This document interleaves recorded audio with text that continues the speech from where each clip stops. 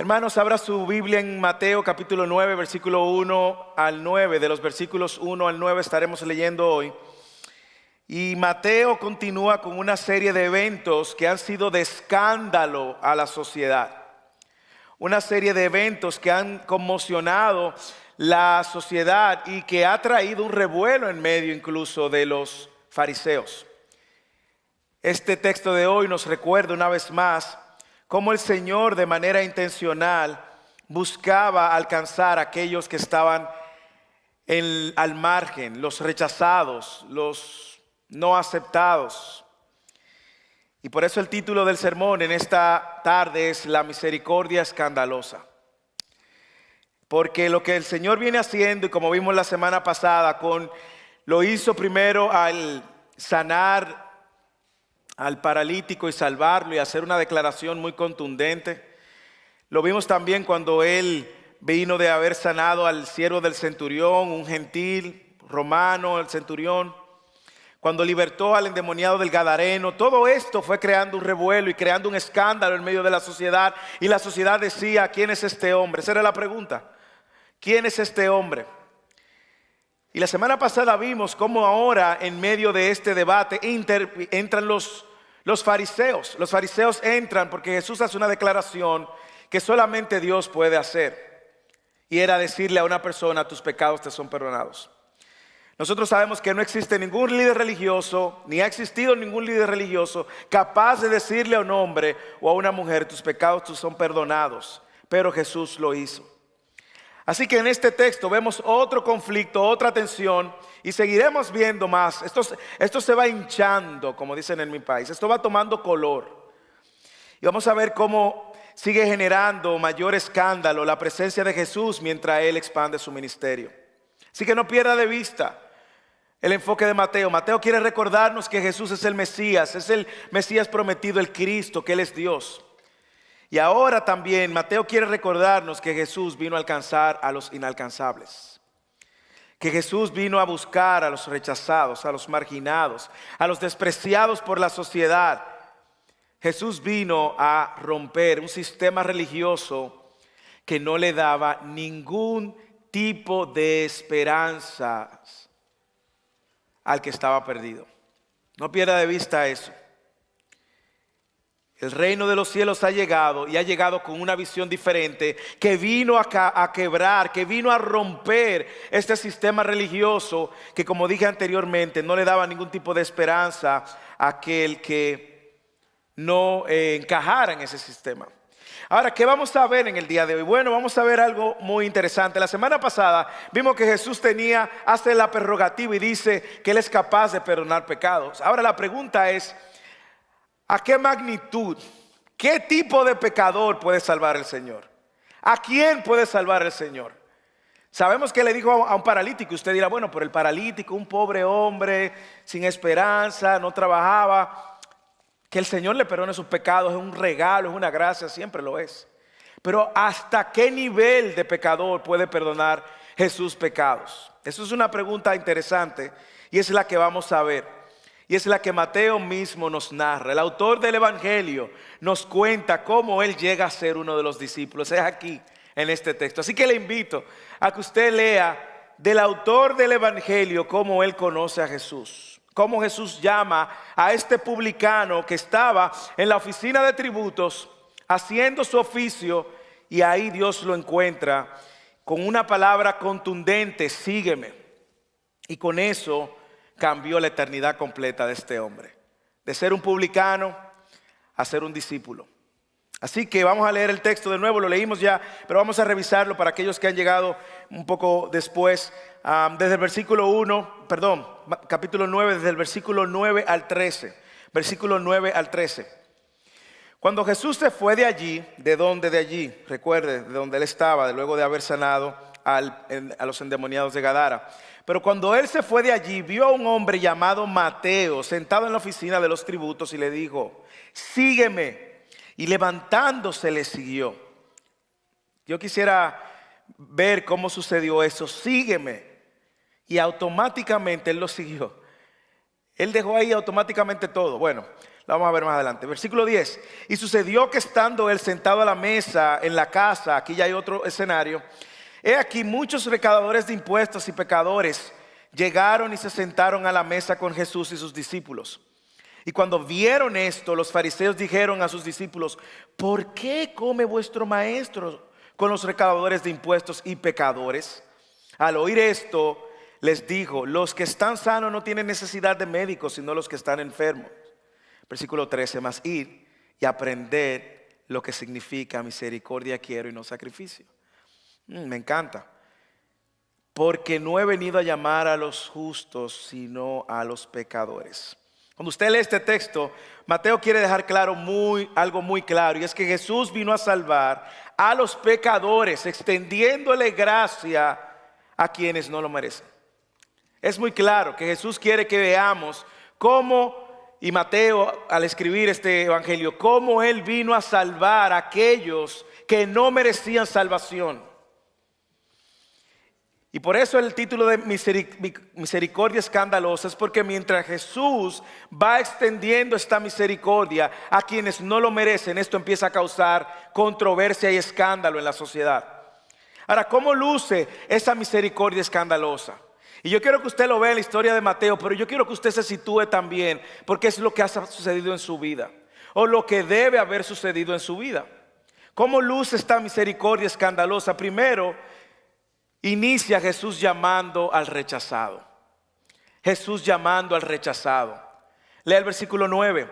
Cuando Jesús se fue de allí, de Gadara, de donde él estaba en la tierra anterior, y en el escenario donde él liberta al paralítico, en Capernaum, luego de que él liberta al paralítico.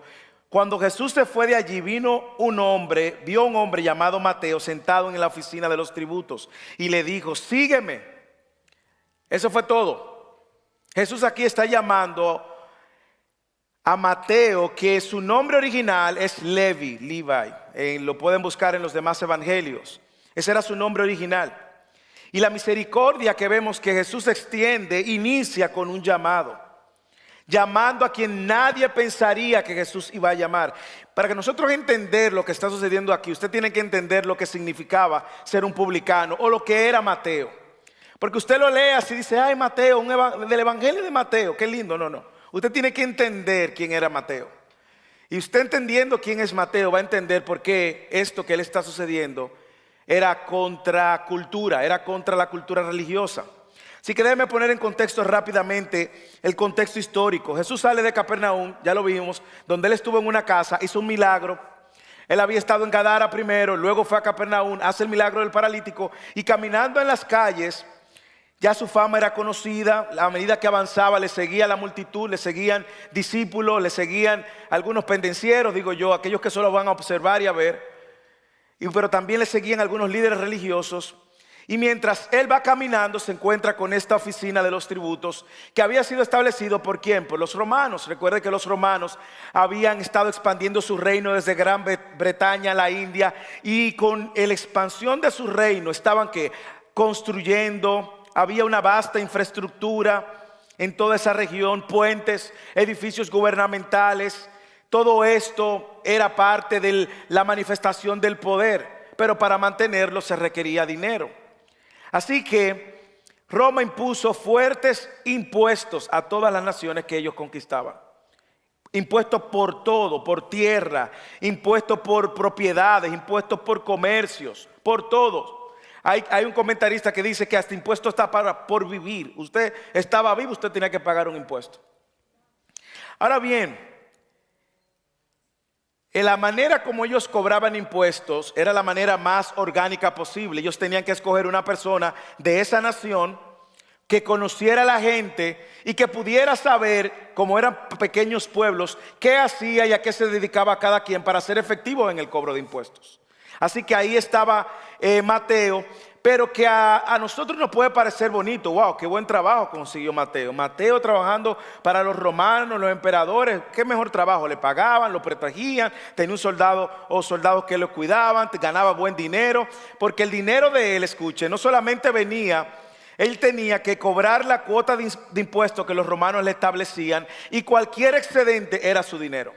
Y habían varios tipos de cobradores de impuestos, de varios niveles. Él era del peor de los niveles y era visto como un traicionero a su patria, a su nación. Así lo veían los judíos. Era un exiliado dentro de su tierra. Nadie quería compartir con un publicano.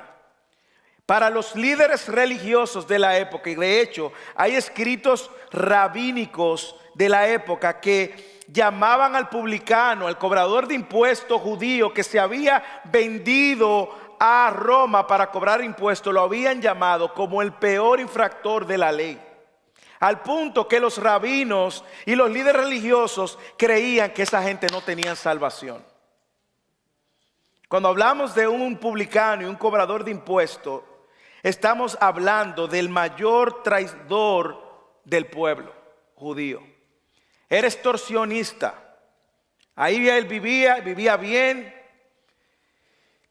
pero desde un punto de vista él se veía como una persona que se había unido para oprimir al pueblo. Así que este es Mateo. Para los fariseos, imposible que se arrepintiera.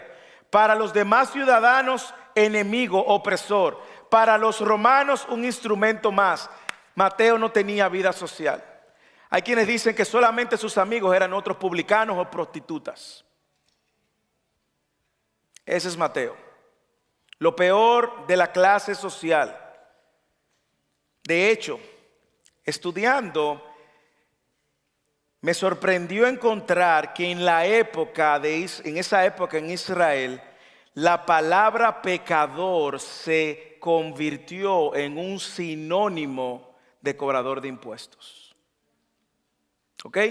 Usted se imagina eso, que la gente ya no te llamen por tu título. No, tú eres ingeniero, arquitecto, médico. No, tú eres un pecador, igual cobrador de impuestos. O cobrador de impuestos, igual pecador. Así que así se encontraba Mateo en una situación sin salida, porque no tenía amigos ni dentro de los judíos, ni tenía amigos dentro de los romanos. Sus amigos solo eran quienes ejercían el mismo oficio.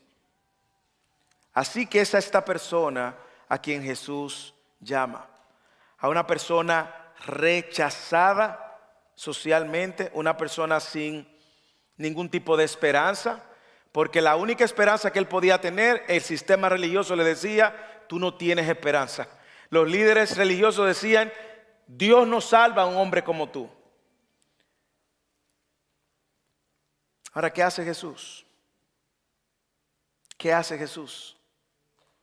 ¿Qué hace Jesús con este hombre que es odiado por todos, rechazado por la sociedad, excluido por todo, trabaja para el enemigo, para el rey del Antipas, de Herodes Antipas? Nadie le hablaba a este hombre, nadie lo invitaba a nada. ¿Qué hace Jesús? Jesús hace dos cosas. Jesús lo escoge y lo llama. Lo que nosotros llamamos el llamado irresistible. Es a este hombre a quien Jesús llama, a un rechazado. Jesús estaba diciendo algo muy específico. Jesús, al decirle sígueme, le estaba diciendo, yo quiero que tú seas uno de mis discípulos. Esa declaración de sígueme era la declaración que hacían los rabinos luego de que habían probado que uno de sus, le llaman Bet Sefer, el último nivel de conocimiento de toda la Torá y la ley. Luego de que tú habías estado en ese nivel y habías probado y te habían probado con el conocimiento de la ley y había probado que tú tenías todo el conocimiento para ser un rabino, ese rabino, luego de haberte probado que tú calificabas, te decía sígueme. Pero aquí tenemos ahora a Jesús llamando a uno que no había cumplido con ese estándar. A uno que no había ido a la escuela de los rabinos, a uno que no conocía la tradición y las leyes, y le está haciendo el mismo llamado que le hacía un rabino. Y Mateo seguro sabía de este hombre ya, porque como le dije, la ciudad era pequeña, se había esparcido la fama de Jesús, y Jesús escoge a Mateo y llama a Mateo. Jesús no era un hombre común y Mateo lo sabía, y el hombre que algunos se rumoraban, decían que era el Mesías, me está llamando a que le siga. Y Mateo no lo piensa dos veces. porque es un llamado irresistible. Jesús está llamando a un hombre con el cual nadie quería compartir, y lo está invitando ahora a que se convierta en un seguidor del hombre del momento. La gracia y la misericordia inician cuando el Señor nos escogió y nos llamó. Ese día Mateo no lo sabía, hermanos. Mateo se levantó temprano a trabajar, a incomodarse, a discutir con el pueblo, a cobrar impuestos, a lidiar con mentirosos. Mateo no sabía que ese día iba a cambiar su eternidad, que un giro a su vida venía, pero Dios lo sabía. Dice Marcos 2:14 lo siguiente, que Dios lo llamó por su nombre, que Jesús lo llamó por su nombre porque Jesús lo conocía ya. Dice Marcos 2:14 que Jesús lo llama y le dice: Levi, hijo de Alfeo, Mateo, hijo de Alfeo, sígueme. Él lo conocía. Él conocía y lo llamó por su nombre para que no le cupiera duda, y por el nombre de su papá, para que no le cupiera duda que Jesús no estaba equivocado. ¿A quién Jesús llama? A los rechazados. Y a quien Él llama los salva. Ese encuentro no se había planificado ahí, ese encuentro estaba planificado desde la eternidad pasada. Porque antes del llamado, Dios nos ha escogido. Dice Romanos capítulo 8:30, a los que predestinó, a estos llamó, y a los que llamó, a estos justificó, y a los que justificó, a estos glorificó. Y ese es el encuentro que se encuentra. Jesús llama al perdido. ¿Y qué hace el perdido cuando lo escucha? Responde, hermanos. Responde. Porque el llamado de Dios es un llamado irresistible.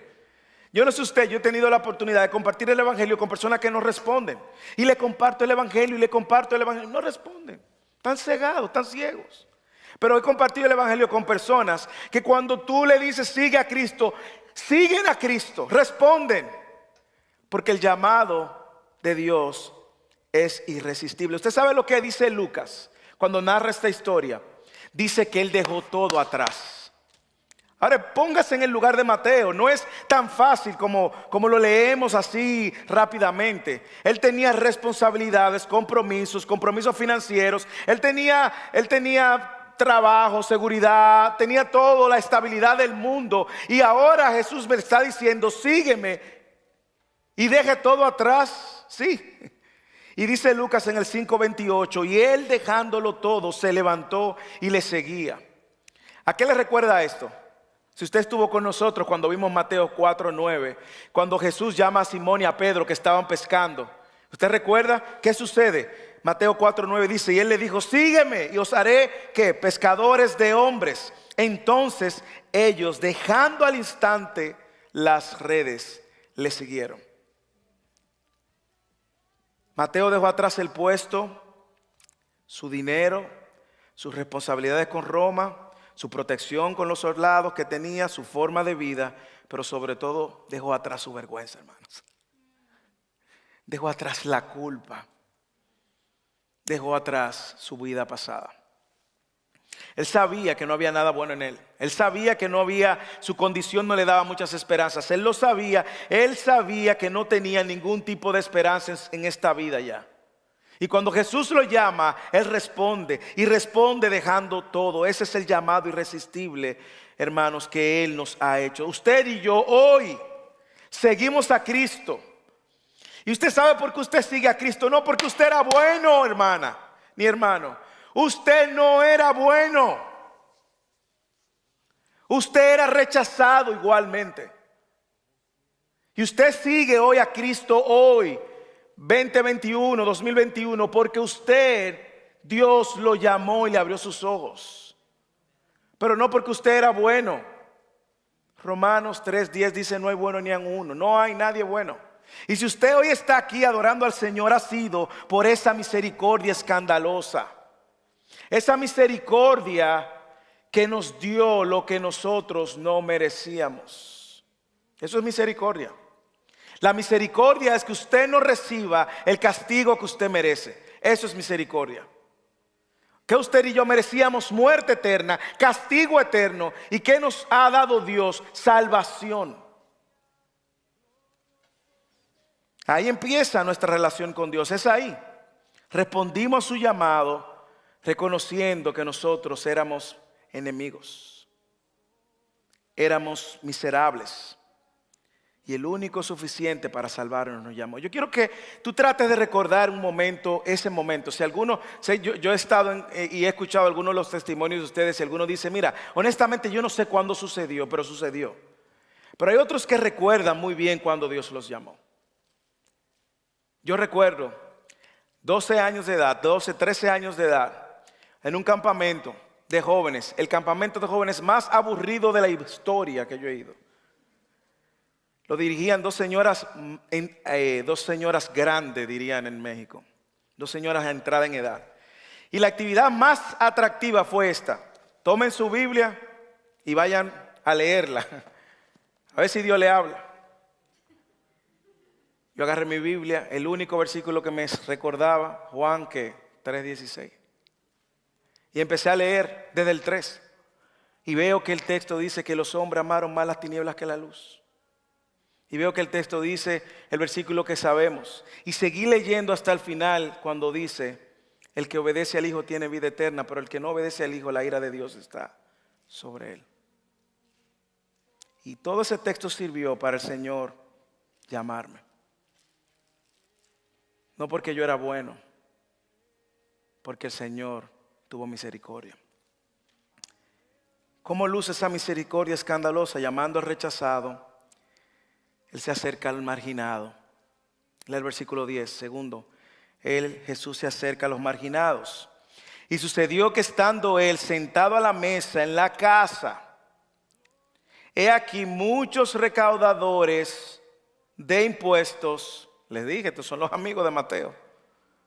Muchos recaudadores de impuestos y que pecadores llegaron y se sentaron a la mesa con Jesús y sus discípulos. Muchos pecadores, los marginados, los que rechazaban. Pero Mateo aquí está haciendo lo mismo que hizo el paralítico, que hizo el gadareno cuando fue libertado, cuando fueron libertados. ¿Qué hicieron? Fueron a predicar a Decápolis. Mateo lo que hizo fue abrir su casa. El primer grupo pequeño, aquí está, se abre su casa. ¿Y a quién invita? A todos los que son como él, que no tienen esperanza, que son marginados, que son rechazados, que no tienen vida social, que no tienen esperanza. A estos. Entonces, dice otro de los evangelios que fue en la casa de Mateo y que fue una cena que se preparó. Y aquí estaba Jesús sentado en la mesa con sus discípulos. A mí me encanta que la primera respuesta de Mateo es seguir a Jesús. Y lo primero que Mateo hace es lo que debe de hacer todo el que es salvo y todo el que ha sido salvo y todo el que está en este salón. Es compartir el evangelio, compartir la buena noticia de que hay uno que es capaz de cambiar tu presente y tu futuro. La respuesta de Mateo me encanta porque invita a gente como él. Probablemente Mateo no sabía cómo compartir el evangelio. Quizá como usted y como yo, que en algún momento no sabíamos cómo compartir el evangelio, pero él sí sabía quién podía hacerlo. Y a él lo invita. Déjeme decirle, este tipo de reuniones no es como lo que usted se imagina. Cuando dice que estaban en la mesa, sentados en la mesa, no es una mesa como nosotros nos imaginamos. En ese tipo de mesa, en ese momento las mesas no tenían patas, o no sé cómo ustedes le llaman, patas, donde usted se sienta y puede entrar los pies. No, las mesas estaban en el suelo. Y lo que ellos se hacían, mire por qué era una invitación como esta, es una invitación íntima, es que ellos tenían un cojín y se reclinaban del codo para comer. Y mientras se reclinaban, quedaban muy cerca el uno del otro. Y este tipo de banquetes y de cena era muy íntimo y muy alegre. Aquí no había distanciamiento social, Aquí no había, ¿quién es este? Cuidado, no, ahí cuando usted estaba cenando, usted de una manera u otra estaba codo con codo con el que le quedaba. Dice Mateo que él sentado en la mesa, muchos recaudadores de impuestos y pecadores llegaron y se sentaron a la mesa con Jesús y sus discípulos. Aquí Jesús se está relacionando y acercándose a los marginados amigos de Mateo, si eran amigos. Pero me llama la atención algo, y es que Jesús no se avergonzó de estar con estos. Mateo tampoco se avergonzó de invitar a Jesús, quien lo ha salvado. Algo probablemente que sucede mucho en medio de nosotros, en nuestro círculo, en nuestro trabajo. Nos avergonzamos de compartir el evangelio. Pero Mateo no. Mateo abrió su casa instantáneamente, hospitalidad 101. Y Mateo invitó a aquellos como él, pecadores, los rechazados. ¿Para qué? Para que escucharan a aquel que lo había llamado. ¿Cómo se habrá dado ese encuentro? Yo no sé, pero ¿cómo sería el estar con pecadores? Le voy a decir algo, no se me ofenda. Cuando usted cenó en Thanksgiving y en diciembre, esa cena fue una cena de pecadores. Usted lo sabía, ¿verdad? ¿Estamos claros? La única diferencia es que quizás su pecado no lo sabe la gente y usted no sabe los pecados del otro. Pero cada vez que usted se reúne en una mesa con un grupo de hermanos y familia, es una cena de pecadores. Pero lo que Mateo quiere decir aquí es que no solo que eran pecadores, porque sabemos que todos somos pecadores, es que eran lo peor. Algunos entienden que habían prostitutas, ¿ok? Publicanos, prostitutas, el círculo desechado. Yo me pregunto cuántos de nosotros hubiésemos asistido a una cena si supiéramos que iban a venir mujeres de la vida alegre, cobradores de impuestos. Usted sabe que está muy claro que Jesús tenía muy clara cuál era su misión. Él lo dijo, yo vine a salvar lo que había perdido, lo que se ha perdido. Y él no tenía por qué avergonzarse. Y déjeme decirle algo, si había alguien en ese lugar que tenía de qué avergonzarse de quién se sentaba en la mesa, era Jesús. Pero él sabía que su amor por el pecador era mayor que la vergüenza que le traía socialmente. Y eso causó escándalo. Eso causó escándalo. Y eso es lo que hace una persona cuando no entiende la obra y el llamado que tenemos. Criticar, escandalizarse. ¿Cómo? Y que tú estabas ahí hablando con ese... No, hermanos, a eso fue que el Señor nos llamó. Alcanzar al perdido. Una persona que ha sido salva como usted y yo, reconoce lo que Dios ha hecho y sale a compartir lo que Dios ha hecho, aun cuando esa persona sea un marginado. Usted sabe qué ha pasado en la sociedad. Lo que ha pasado últimamente es que nosotros vemos a los rechazados y nos escandalizamos por el pecado de ellos. Que es homosexual. No, él allá, nosotros aquí. No estamos diciendo con eso que usted aplaude el pecado porque lo sabemos. Pero es que usted no lo rechace por su pecado y sea capaz de compartir el evangelio, lo que está haciendo Mateo. Nosotros sabemos que Dios condena al pecador por su pecado, pero Dios ha provisto una solución para el pecador por su pecado. Y la solución no está en el hombre, sino en Dios. Pero si el hombre no se encuentra con Dios, no tiene solución ni esperanza. Y Mateo lo entendió. Los líderes religiosos del momento no le estaban dando ningún tipo de solución a este tipo de gente. Pero Jesús vino a traer el reino. ¿Por qué, hermanos? Mateo sabía y aprendió rápidamente que aunque la salvación es personal, es de consumo masivo. La salvación es personal, pero es para ser proclamada a todos. Yo no puedo ser salvo y callarme, no puedo salvarme, ser salvo por la gracia y la misericordia de Cristo y quedarme con eso y no compartirlo con nadie. Es consumo público para quien Dios salve y llame. Y es una tragedia, hermanos, es una tragedia no compartir lo que Jesús ha hecho con nosotros. Es una tragedia, hermanos. ¿Por qué? Porque cuando nosotros no compartimos lo que Jesús ha hecho con nosotros, no solo nos vamos olvidando de donde Dios nos sacó, sino que nos olvidamos también del llamado que Dios nos ha hecho. Hermano, Jesús se acercó a mí. Jesús se acercó donde usted. Y Jesús te salvó sabiendo lo peor de ti.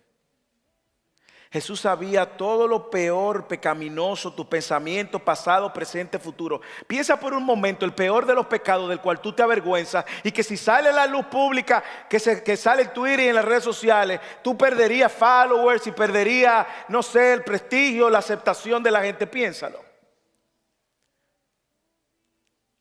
Ese pecado que te avergüenza, piénsalo. Que aquí nadie lo sabe, no lo sabemos, no nos interesa saberlo, espérese, ¿ok? Pero que el Señor lo sabe. El Señor te amó ahí, a pesar de ti. A pesar de ti. El Señor te amó a pesar de conocer lo peor de ti. Dígame si eso no es una gracia que va más allá de nuestro entendimiento. Me encanta que Jesús no se avergonzó de reunirse con los pecadores. Mateo no se avergonzó de recoger a esos pecadores y traerlo a un encuentro con Jesús. Un verdadero cristiano no debe de avergonzarse de Jesús.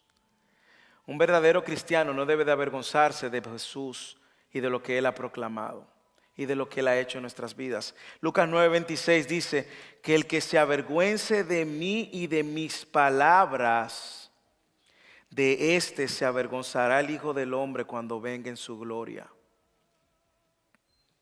Pablo dijo en Romanos 1:16, no me avergüenzo del Evangelio. ¿Por qué, Pablo?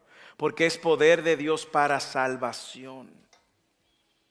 No olvidemos, hermanos, que Jesús nos llamó, Jesús se acercó a nosotros, y no porque éramos buenos ni porque había nada bueno en usted. ¿Usted cree que Jesús lo salvó porque usted hizo buenas obras en el 2000? Porque su papá fue bueno, porque usted se portó bien un año, porque usted le dio a los pobres, porque ayudó a un anciano, porque usted duró una semana sin que se le conociera un pecado. Jesús no te salvó por eso. Jesús te salvó por su misericordia y por su amor. Él no se avergonzó ni se va a avergonzar de que a los pecadores como nosotros ahora le llame sus hijos. Usted no está entendiendo que de nosotros ser personas rechazadas, enemigos de Dios, ahora nos hace sus hijos. Y Él no se avergüenza de llamarte su hijo. Hermanos, ¿qué yo puedo hacer con esa verdad que Mateo me enseña? Bueno, no nos avergoncemos de proclamar el Evangelio. 2021 es una buena oportunidad. Bueno, Moisés, pero con COVID ahora no podemos salir afuera a tocar la puerta. Sí, pero usted puede abrir la cena, puede abrir su casa, como hablamos la semana pasada. Bueno, Moisés, pero si yo abro la cena, yo no sé compartir el Evangelio. Bueno, invite a alguien invite al hermano Julio, invite al hermano Rubén, invite a alguien que le pueda traer el Evangelio entonces. Pero no se avergüence. Así como Mateo, hagamos espacios, creemos escenarios para generar conversaciones donde Cristo venga a la mesa. Donde nosotros podamos traer la verdad de Cristo.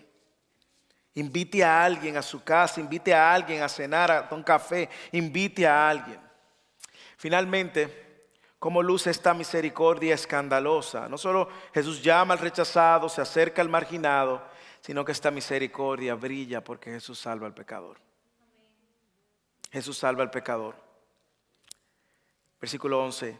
Y cuando vieron esto, los fariseos dijeron a sus discípulos, ¿por qué come vuestro maestro? Aquí está el escándalo, la bulla. ¿Por qué come vuestro maestro con los recaudadores de impuestos y pecadores? Y al oír esto, me encanta que Jesús conoce el corazón y oye el corazón. Les dijo, los que están sanos no tienen necesidad de médicos, sino los que están enfermos. Mas, id y aprended lo que significa misericordia quiero y no sacrificio, porque no he venido a llamar a los justos, sino a pecadores. La semana próxima usted va a ver que ellos vuelven ahora con los discípulos de Juan a preguntar ¿por qué comen? Es que hay una serie de controversias. Jesús está generando controversias y ahora estos líderes están implícitamente acusando el carácter de Jesús. ¿Cómo que Él está comiendo con estos? Si Él está comiendo con estos, aquí hay un problema. Él entonces no es quien Él dice ser. Están juzgando el carácter de Jesús. El verdadero Mesías no pecaría ni se juntaría con los pecadores. Bueno, la Biblia y el Antiguo Testamento no prohíben a nadie juntarse con un pecador. el Antiguo Testamento. Quizás en el Mishnah y en el Talmud, en lo que ellos habían creado, pero no, Jesús no estaba pecando porque Jesús vino justamente a salvar a los pecadores. Y Jesús le responde, mire cómo Jesús le responde. Me encanta. Los que están sanos no tienen necesidad de médicos, sino los que están enfermos. Y el versículo 13, Jesús le dice, no he venido a llamar justos, sino a pecadores. Lucas dice, no he venido a llamar justos, sino a pecadores al arrepentimiento. Me encanta que solo Jesús puede ayudar al pecador, hermanos. Jesús diciendo estas palabras, no he venido a los sanos, sino a los que están enfermos. No he venido a llamar a los justos, sino a los pecadores. Esa línea, no he venido a llamar a los justos, sino a los pecadores, hace de Jesús el único medio posible para la salvación de los pecadores. Usted no está leyendo cómo él dice, no he venido. Él se está atribuyendo el derecho único, exclusivo, el medio único, exclusivo. Yo he venido a salvar a los pecadores. Yo soy la provisión del hombre que está pecado, enemigo de Dios, sin conexión con Dios, sin relación con Dios. Yo soy el camino, yo soy. Y yo he venido a llamar a los justos. Y me encanta, aquí hay una serie de cosas que están sucediendo. ¿Ok? Recuerda que los fariseos decían que no había misericordia para los publicanos, pero aquí Jesús le está dando a ellos algo de lo que ellos conocen. Esa palabra que dice id y aprender era una palabra que usaban los maestros cuando mandaban a sus discípulos a la clase. Jesús lo está mandando a la escuela otra vez. Jesús le está diciendo, miren, vayan y aprendan. Esa expresión, vayan y aprendan, es una expresión rabínica que usaban ellos cuando estaban enseñando a sus talmidines, sus discípulos. Y les decían, vayan y aprendan. Me encanta que Jesús no tiene por qué ser hipócrita. Le dicen, ustedes tienen que volver a la escuela, mis hijos. Vayan y aprendan. Y lo manda un texto de Oseas, que de hecho Mateo usa 2 veces este mismo texto en sus evangelios. El texto de misericordia quiero y no sacrificio. ¿Y por qué Jesús le está aclarando esto? Porque los fariseos habían pensado que era por su propia justicia que ellos iban a recibir misericordia. Ellos estaban viéndose como los médicos, los sanos. Ellos estaban viendo como los sanos, los que no necesitaban nada. Ellos habían establecido un sistema de religioso que no los hacía a ellos considerar que pudieran estar excluidos de la salvación. Jesús les recuerda que Dios no trabaja así. Jesús le está recordando, no es por rituales, no es por cuántas veces tú vengas a la iglesia, ni por tus obras. Jesús le está recordando, no es por tus leyes y tus tradiciones y tus interpretaciones. No.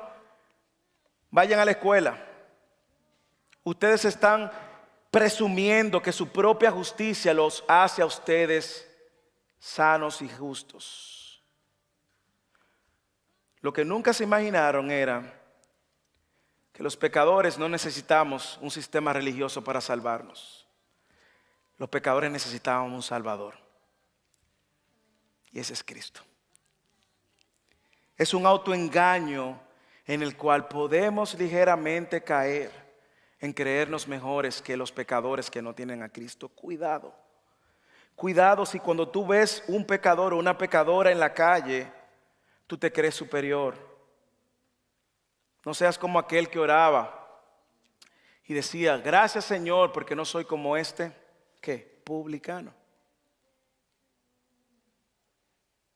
Yo oro, ayuno. El publicano oraba y decía, Señor, ten que misericordia de mí. Y Jesús dijo que el que salió justificado fue el publicano y no el religioso.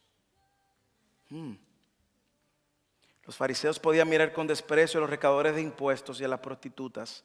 ¿Por qué? Porque ellos se veían justos. Tenga mucho cuidado, hermanos, de usted verse superior. Algún hermano en la iglesia o alguna persona que no conoce a Cristo.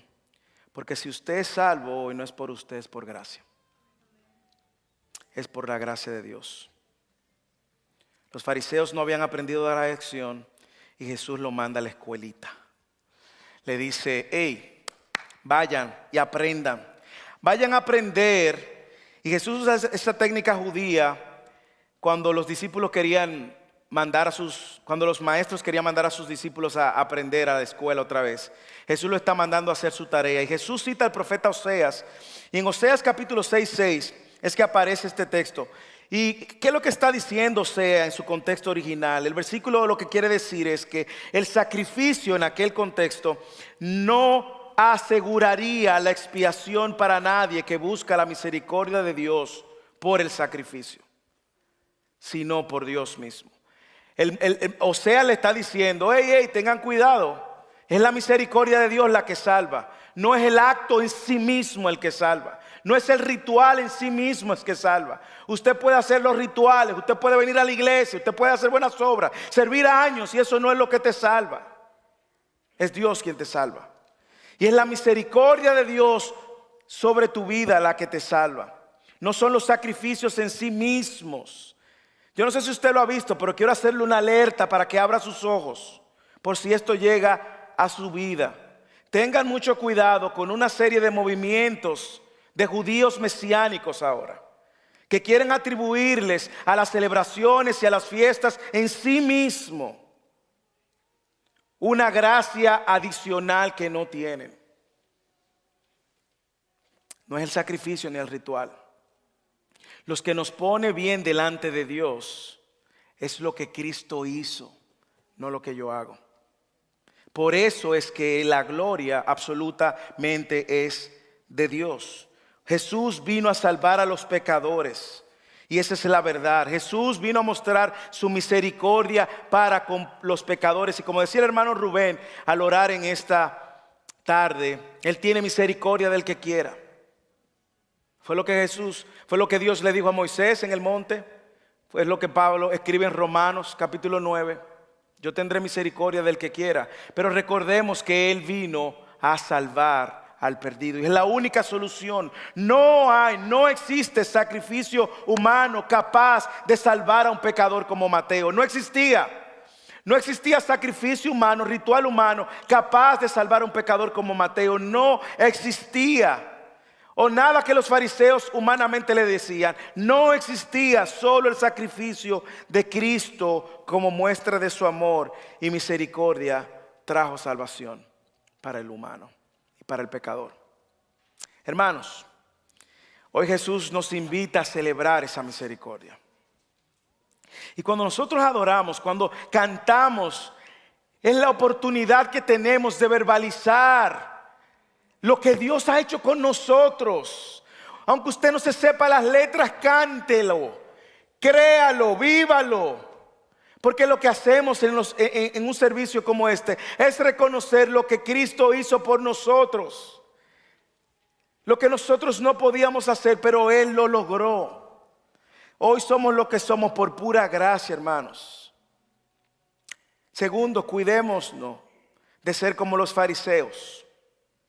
Y que nosotros no tengamos miedo de compartir el evangelio al peor de los pecadores.